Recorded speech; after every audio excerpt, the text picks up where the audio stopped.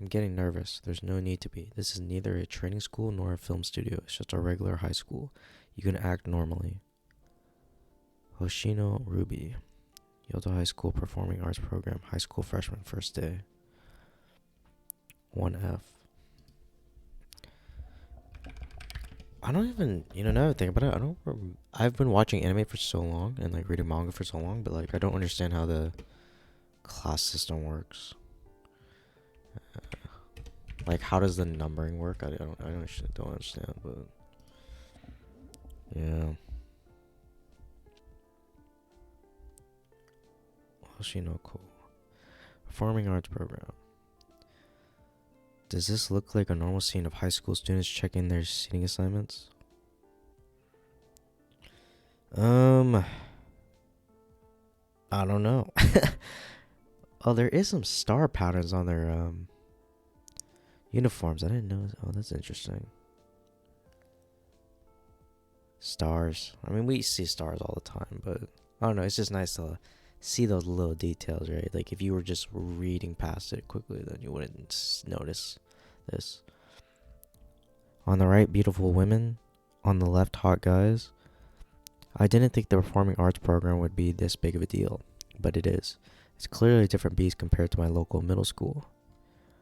But still, I have mama's genes in me, so I won't lose when it comes to looks.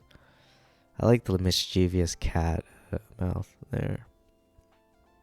I'm not going to let myself be overwhelmed. Wow, this girl is amazing. Sorry, I tried to hold back my laughter, but...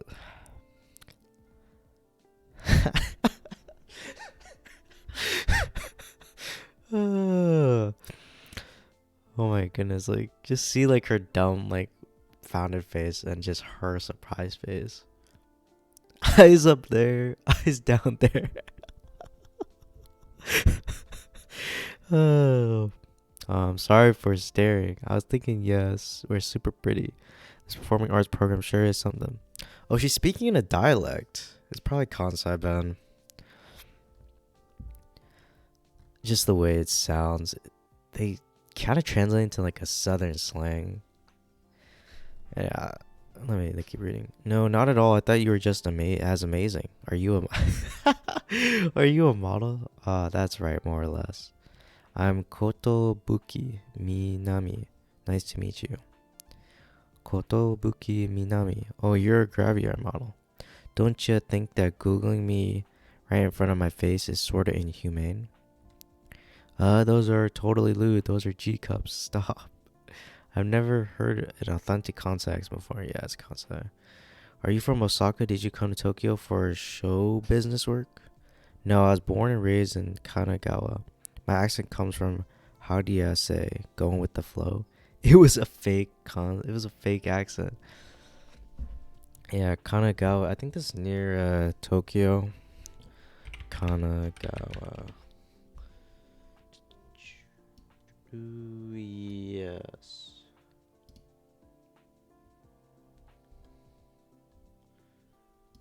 Yeah, that is near Tokyo. Yeah, so I think there should be an appendix at the end about this, but essentially, like, Kansai Ben is like the second major dialect in Japan.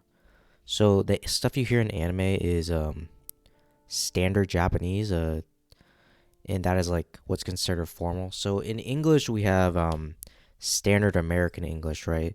So the accent you hear from like the West Coast movies, newscasters, that's gonna be like standard American English. Like what I'm speaking right now.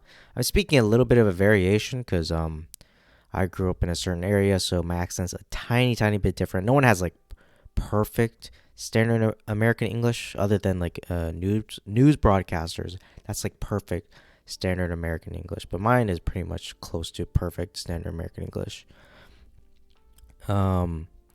So yeah, so kind of what from here. So Kansai Ben is like an equivalent. So I'll let me go back.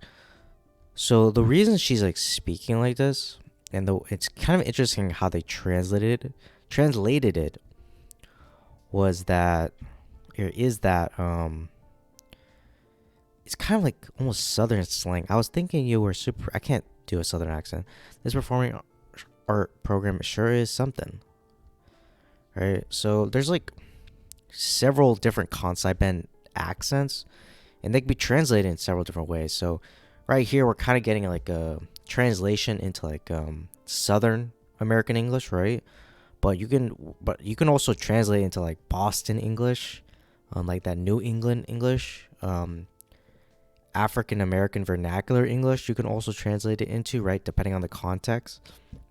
There's a lot of ways to translate Kansai Ben into English, but of course, there's no one-to-one translation of Kansai Ben into English, right? It really depends on the speaker and what the translator thinks is the appropriate way to translate the Kansai Ben into English.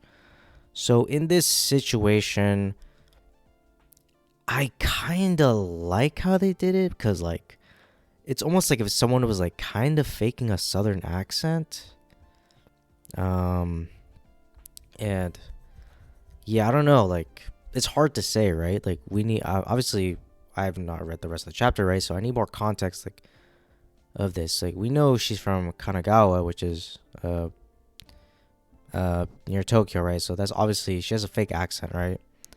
And there is a specific word for in Japanese about fake Kansai Ben. So I'm pretty sure it'll be in the appendix later, because this is a very this scene is so specific. Like, you would need to understand like the cultural and linguistic aspects of Japan and Japanese culture to like in the Japanese language in order to like understand the scene fully. But I tried to explain it right here. But yeah, we'll see later on if there's an appendix about that. And I'll try to expand on my point later, if that's the case, if there is a notes on it. And that's the story of how Minami and I became friends. What kind of story is that? Well, at least you made a friend. How about you, Oni-chan? Well, it's not like I came to the school to make friends. This guy didn't make any. I'm sorry for bringing up something traumatic, so I won't ask about what happens in your classes anymore. At least there are people I can talk to. Guys, don't become friends right away. And besides, the general program works like an elevator school. People already have their social group, so it takes time to build deep friendships. I'm not some loser who can't make any friends on his first day, okay? Aqua, you're awfully opinionated about this. Minami, please be Aqua's friend too. Sure, that's fine. Don't share your friends. That's enough about me. Start worrying about yourself. You're in a special environment that's different from what you're used to. That's right. When I think that everyone around me is a pro, I get pretty nervous, you know. Is she speaking in fake Kansai Ben too? Okay, that's good. There's no need to be. This is neither a training school nor a film studio. It's just a regular high school. You can act normally. Ruby. I'm pretty sure I heard that exact line somewhere before. I saw a lot of very attractive people at the entrance ceremony, but I haven't seen many whom I actually recognize. So there's no need to be so nervous. Nope. There was one amazing person. Well then, for our first class, I had to go on live TV for an advertising campaign. So unfortunately, I had to miss the entrance ceremony.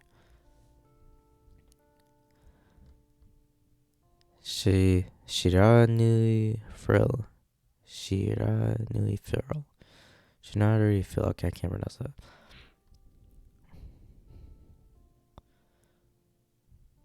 Shiranui frill was there. She was in a hit show last September.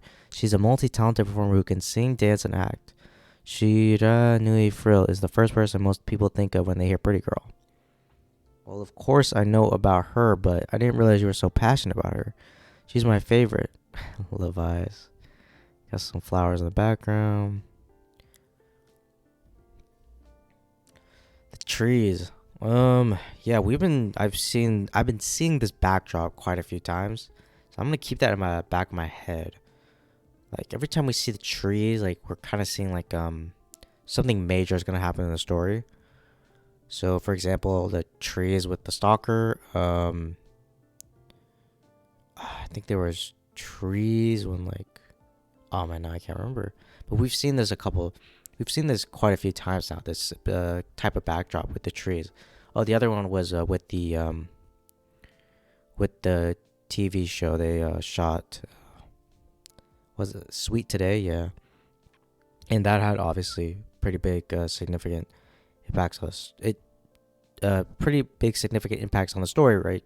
Just like it said in the arc later, or the arc before, talking about how some people noticed Aqua's performance and Lolly Senpai's performance as well. I didn't realize you were so passionate about her. She's my favorite, yeah. Don't me. We're talking about Shira Nui Frill. I don't care. My favorite has always been and always will be I, and I only. Well, it's the same for me, but that's that and this is this. Oh, look, over there, that's her. She's so cute even from this distance. You're really acting like an average fangirl, aren't you? Isn't she your classmate? Well, yeah, but...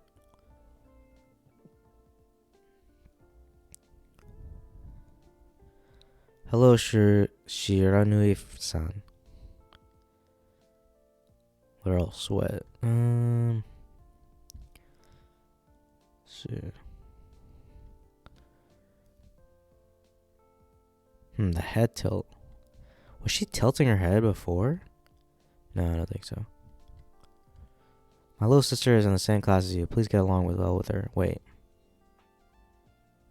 Oh, she's got those, like, reptilian eyes. That's kind of creepy.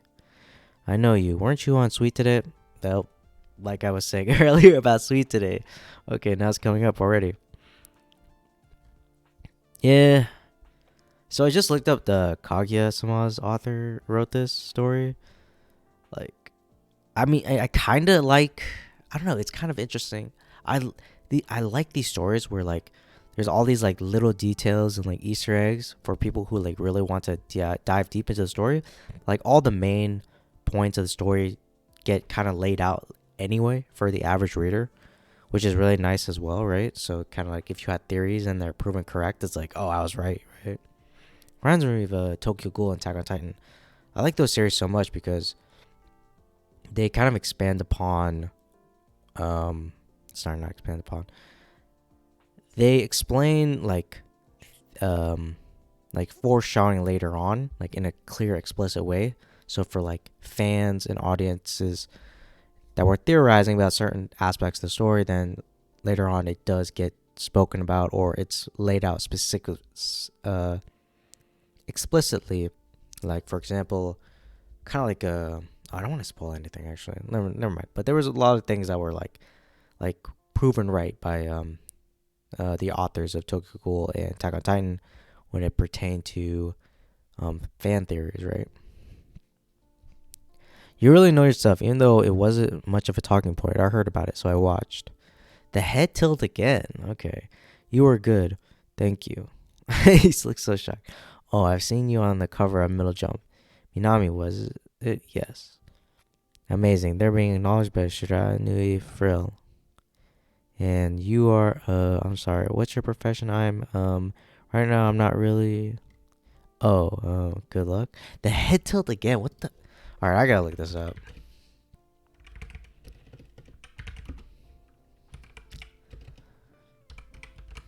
Head tilting in literature.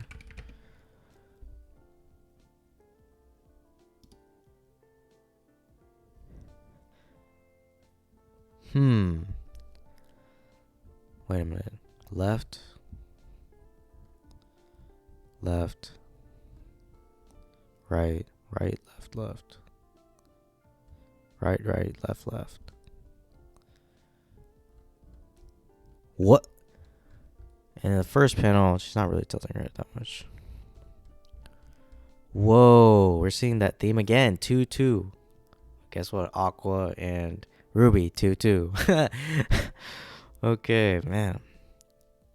It's just like we see these like these numbers pop up again and again, man. Mia Moon, quick, make me an idol. Doraemon reference. Don't rush me. Yes, we're making an idol group, and no, we're not having auctions. The proper way to make an idol group is to thoroughly scout for talent. But at this rate, it seems like that girl hasn't really done anything, so she's just a normal person. Somehow a normal person snuck in here. What an annoying poser. At this rate, I'll be bullied. I can't find cute girls that quickly. The ambitious girls all go to the auctions for the big companies. In the performing arts sections, there's this cute girl with a huge chest named Kotobuki Minami. She's probably with another agency. No good. It needs to be an unaffiliated girl. I'm not getting into a scuffle with a different agency. A free agent, I know one. She's a freelancer, well known and doesn't have much work. And she has a cute face. Will a former child star become an idol? Okay, okay, I was just suspecting there was gonna be an appendix about this. Let's see. Some of you guys might be familiar with Kansai Ben, or Kansai Ben, Kansai dialect in English. Technically, this dialect is not a single dialect, but a group of regional dialects in the Kansai area. Yeah, so like I was talking about, Kansai Ben is not a dialect in of itself. It's a little umbrella term. So, like Southern English, right? That's an umbrella term. There's like Georgian accent, Georgian Southern accent, Atlanta accent, Florida accent, stuff like that, right? But they all fall under the Southern accent, right? Same thing with New England, right? New York, Massachusetts, that area, right? They're all different different accents, but they all fall under that New England umbrella term. What makes Kansai Ben unique compared to the normal Kanto one? So Kanto is where Tokyo is. Intonation, grammar forms, vocabulary, honorifics, etc. For several reasons, or for no reason in particular, a number of people from outside the Kansai region like to imitate the Kansai dialect. This often leads to terrible results due to various reasons, like not using the right intonation when saying "nande yanen." I don't even know what that means. Mixing Kansai vocab with Kanto grammar forms, combining various Kansai dialect grammar forms incorrectly, etc., and thus incurring the wrath of the average native Kansai resident who can easily tell that you are definitely not one of them. Reasons for being angry include: it sounds unnatural AF, it feels like they're being made a fool out of, the speaker seems to be using the dialect just for the sake of sounding cool, etc. But to non-Kansai natives like Ruby, they all sound the same anyway. This misuse of the Kansai dialect by non-Kansai natives is known as the Essay Kansai Ben. Okay, so yeah, it's kind of like an average person in America, if they heard a New England accent, you wouldn't be able to tell where exactly in New England, right? So let's say someone from New York talks to me, I'm gonna be like, oh, New York accent. If someone from Massachusetts or New Jersey speaks to me, I'm gonna be like, oh, New York accent. But that's not true, right? Massachusetts and New Jersey have their own accent, and it is different from the New York accent. But to New England dialect people, right? Like me, for example, I don't speak with the New England accent, right? To me, someone from Massachusetts, New Jersey, and New York all sound the same. Another example I'm going to give is like Southern accent, right? I can't tell if someone's from Georgia or they're from Florida or they're from North Carolina. It all sounds the same to me. Same thing if you live on the West Coast, right? Not many people are going to be able to tell the difference between someone from Washington and someone from Oregon or from California, right? It's going to all sound the same, right? Because they all fall under the same dialect group. So unless you're a part of that group or you actually speak the dialect, you're not going to have a complete understanding of the sound system and the dialect, right? And so this part here about, let's go back here. Oh my goodness. Can't even scroll correctly. Okay, we're going to do this. Blah, blah, blah, blah. Oh, here we go. No. Yeah. So this part here, since Ruby does not speak Kansai Ben, she doesn't realize, what's her name? Minami is speaking speaking with a fake accent.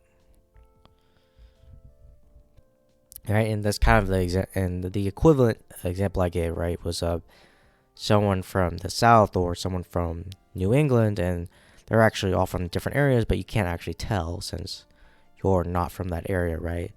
So if I were to translate this into an American context, it would be me like finding out I thought I was talking to someone from New York, but they're actually from New Jersey, right? Because I can't tell the difference between someone from New Jersey and from someone New York. It sounds the same to me, right? That accent sounds the same to me. But yeah, I mean, obviously there's a lot of sources on this, right? If you want to like learn more about Kansai Ben, it does show up in anime and manga a lot. It's never explicitly said. Most people don't really care, obviously, because it's like it's not that big a deal. But like, unless it's like explicitly said, but it shows up in anime all the time. Like, and there's always like at least one anime character on almost every single anime you watch that will speak in Kansai Ben. So by knowing about this, you're deepening your enjoyment of manga and anime, and also you're learning more about Japan, right? And this is a kind of an interesting thing because obviously Japan likes to represent itself as a very homogenous country, but that's obviously not true because every region of Japan has their own dialects and accents, and of course they have their own culture. So Kansai culture is actually way different from what you see on in anime and stuff. But anyway, that's going to a whole different tangent. But I just want to talk about that because if you know about all this and you read that scene again, you have a much deeper understanding of that scene, and that scene is so much funnier, right? To a Japanese person, they're gonna find this scene funny, right? But if you don't know anything about Kansai Ben or the Kansai region, dialect, etc., you're not really gonna understand this whole scene, right? It just flows over your head because you're just like, what's the big deal, right? Because you don't understand the context, right? So I feel like I just went a whole tangent, but like, it's really really enjoyable to like break this down and look at it and go like, wow, like, like all these little details, like, oh, like it really deepens your enjoyment of the story. And who knows? I don't know. And oh, one more thing. Kansai Ben is heard in the entertainment industry all the time. So I'm suspecting that Kansai Ben, the dialect, is going to get brought up again in the series. Because most comedians are actually from the Kansai region. Like most Japanese comedians are from Kansai. So we're going to see, I'm suspecting we're going to see more characters from the Kansai region show up in the story. So yeah, I think it is worth your time understanding what the Kansai dialect is because many entertainers are from that region.